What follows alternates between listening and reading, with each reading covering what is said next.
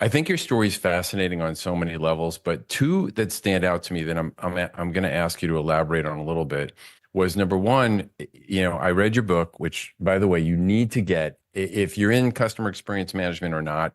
It's Excellence Wins, well written. And by the way, before I get into the two areas, you do a great job of making the complex simple as a writer.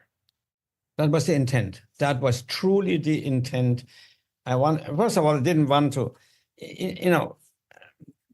being cynical a little bit, business books, when I read business books, I usually put them away after about 1/3 because it becomes boring, it becomes sharp, and so I wanted to tell a story and make it so that everybody gets it. And, sometimes when you're in an audience talking about the voltage, when I first studied the meaning of the voltage, the meaning of quality, and so on, I listened to speakers and I didn't understand what I said. They talked to the experts in the room rather than to the ones that want to learn and become an expert. Mm-hmm. And so I wanted to make that clear, that distinction in my book. And also want to make sure that the young person who happens to read it doesn't put it away.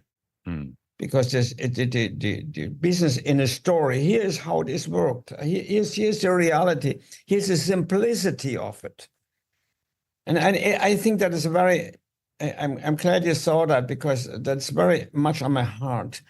And the interesting thing is that since I'm consulting with a lot of totally different industries, it's all the same. It has nothing to do with hotel.